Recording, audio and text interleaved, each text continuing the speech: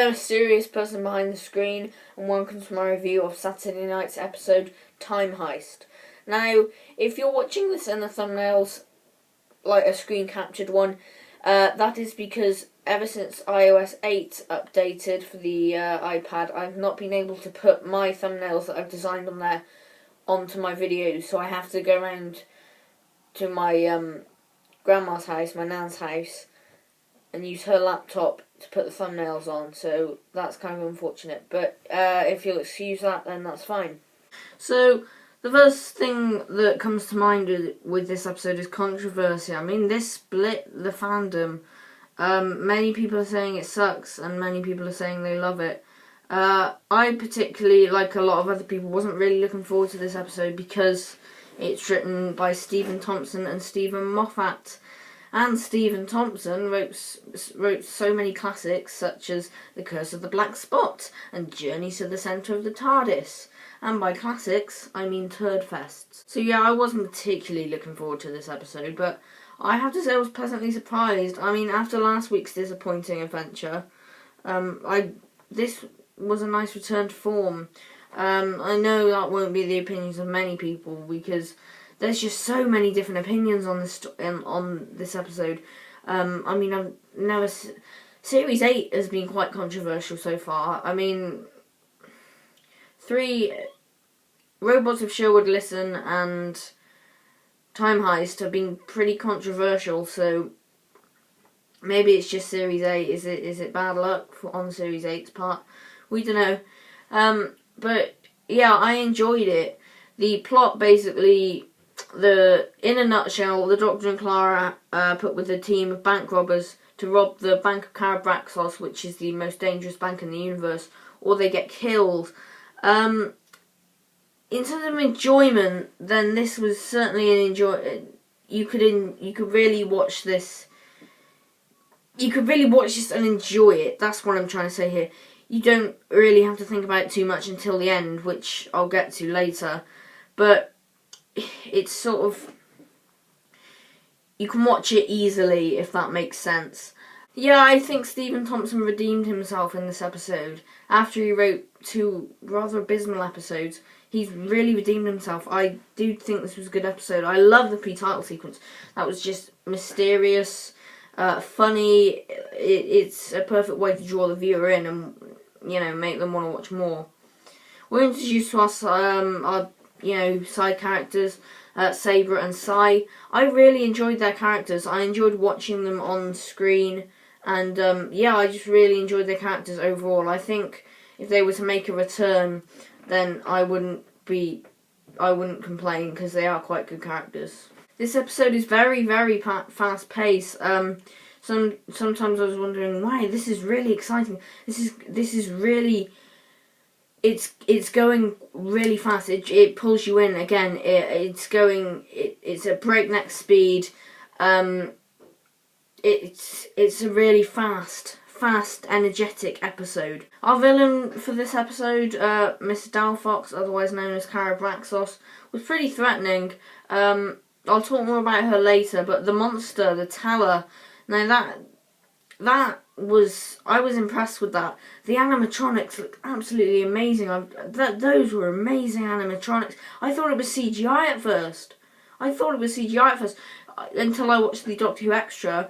I thought it was CGI, but no, those are some pretty impressive animatronics right there. Good job, BBC. So yeah, Miss Dalfox, aka Carabraxos, played by Keely Hawes. I think, yeah, very, very threatening. Is she making a return? Because she was featured quite heavily in the promotional material. Like, I remember picking up a Doctor Who magazine, like Doctor Who magazine, DWM, and there was a whole page, interview with her. I don't know if it was an interview. It was just discussing the news that she'd been cast. So I wonder if she's going to make a return. We don't know. But yeah. At one point I thought Missy was going to appear, because she's been absent from... Last time we saw her was in Into the Dalek, and then the last mention of the Promised Land was in Robot of Sherwood. So she's been gone for quite a while. I wonder if she's going to make a return.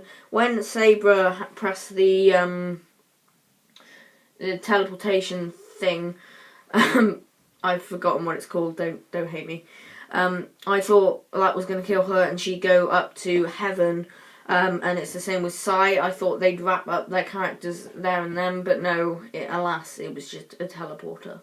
Back to the Towers animatronics again. I was blown away. I really did think it was CGI. Look at that. Those animatronics are so good. I don't have a clip or anything, but those animatronics are amazing. I mean, God, they're so good. I cannot stress how good they were. And the CGI was great as well. The CGI's been a bit mixed this series. But this episode kind of had everything going for it. I really enjoyed how the concept, played out. My main complaint with it is it's that Stephen Moffat tried to do his wibbly wobbly timey wimey thing at the end and make it so the Doctor, set the whole thing up, and he was, the one who set the whole thing up. And it wasn't surprising. I saw that coming. But he tried to be really clever with it. Like, he tried to show flashbacks upon the story, upon flashbacks, upon flashbacks. That kind of thing is why that kind of thing is why Stephen Moffat's writing is starting to get a bit old. It's just starting to get a repeat. And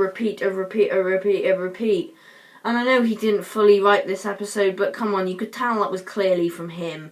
That was such a Stephen Moffat type move. Clara in this episode was okay, I guess. I'm glad there wasn't a lot of Danny Pink Clara romantic lovey-dovey, which looks like there's going to be a lot next week. I mean, yeah, Jenna Coleman was back on form as well. I think she did a good job in this episode. Thankfully, I Am the Doctor wasn't used in this episode, and if you don't know what I mean by that, in my last review, I really complained that they used I Am the Doctor in the Next Time trailer. It wasn't used in the episode, thank goodness, but it was used, actually, the in next week's Next Time trailer. I mean, in this week, this Time Heist Next Time trailer, you wouldn't have really, if you weren't a hardcore fan, then you wouldn't have really noticed that was I Am the Doctor. Like, if you're just a casual viewer, you wouldn't have noticed that was I Am the Doctor. But if you had watched a few episodes with I Am the Doctor in, like, this trailer, you'd actually know that was I Am the Doctor.